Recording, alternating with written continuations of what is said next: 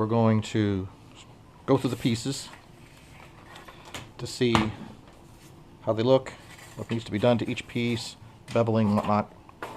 So, the main wing halves, when you bring them together, I have given you an extension here, but don't. I had it one time, stuck it together. That doesn't work so well. Thinking that would help line things up. You're better off just bending this piece down like it shows the score fold with tape on the back side of that, and then this is your belly pan piece with the tapered end toward the intake divider and the shorter, fatter end toward the front. This gives you the right shape of this nose here, as you can see from the side view. If that is that needs to swell up right about in here to give you the right diameter, and then taper back long back towards the little spacer pieces that are right there, come off the nacelle, give you the prototypical look. Anyway, looks like the real thing. Now, so I tape these, and then let's go ahead, get this warmed up here. And what I typically do is add glue down these points here and here. I'll break this open a bit more. And here to help hold these together better. And the same here. And here. And then I've got this actually taped together right now, but I'm going to put some glue in the notch there to get that correct. Yeah. And on these two tabs so that they line up. There we go. And then bring them right around. There we go. Get the, oh, hot, hot, hot, hot. Hot glue is hot. Okay. So that's what you do with the main wings here. Main wing and that lower forward fuse, and this is your upper fuse halves with the fuse cap on there. And I did some repair here to this nose. In fact, what I'm going to do is also put a piece of tape like this over that repair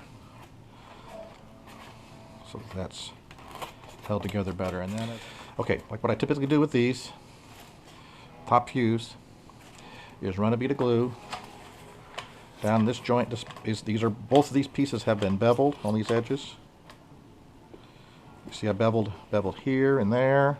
That remained flat, but I beveled down each side of the fuse on the side pieces, and I beveled the cap so it's like a pumpkin, like a Halloween pumpkin type thing. It goes together very solidly. So I did that one side, and I'm going to do this side. So anyway, there we go.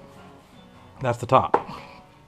Now, the underneath pieces, these pieces going down the sides here like this. This is the small one. They look like this. I've still got tape on it from when I had it taped together. I need to take that off. But anyway, you've got a score fold line here. And what you'll want to do to strengthen that, because that's what helps hold your tail together. I take this fiber reinforced tape, gives me out a length. I pull it apart like that to give me just a half strip, and then on the back side, on the fold side, I will get the cat hair out of the way, and come on, get off there. Thank you. Problems with having a cat. What we're trying to build. Okay, and apply the tape like that to get that joint some strength. And we will put glue in there, but we might do it later. Probably do that later. Once we get it together so we get the angle right. But this forms this flat spot here. Let me get this thing swung around for us. This flat spot right through here that the elevator pivot goes through and gives it that prototypical look. So anyway, that's the one side. Okay, that's essentially all you need to do right now. Oh, well, beveling. I bevel the leading edge, I bevel the trailing edge, and I bevel this edge all the way forward and I bevel this edge here. These edges stay square. Those are square. Also, I bevel that little tip because that's going to come together on this. It's going to come up and butt up to this piece here. Not too long. Okay. While we're on this, these are going to go together here in a moment. This is the top here, the top piece, which is right here on the plane. Forms the top of your projecting nacelle, intake nacelle. Anyway, I've given it to you as a pattern as a half piece. I find it's better. I needed that because I was running out of space on the paper to do the pattern, so I just gave you a half. But I will often, as I did this one, trace out half, flip it over on the foam, trace out the other half so it's symmetrical. You want to bevel between the notches, between the tabs here. And eventually you're going to bevel the tabs off. Also, bevel this front edge for aerodynamics. So, these pieces go together thusly. These tabs get in here like that.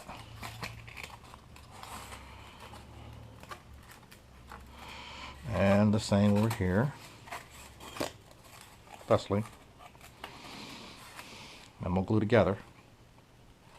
And you want to do this in this stage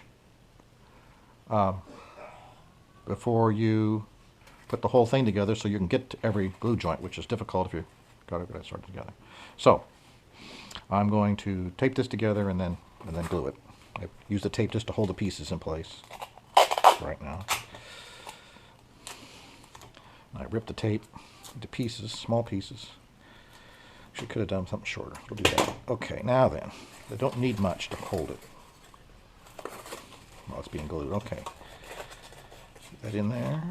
I like to make sure it's snubbed back against, so that this back edge of this should line up with that, more or less. And you may have to do a little trimming depending upon how well you cut out the pattern and how well you cut the foam from the pattern. Because if you get on, get on the wrong side of your mark line, if you like, I use a magic marker, but Sharpie, but still, errors can be made. Like I made a little bit there, I had to cut it back. But anyway, things like that can happen in the course, pattern fade or whatever you want to call it.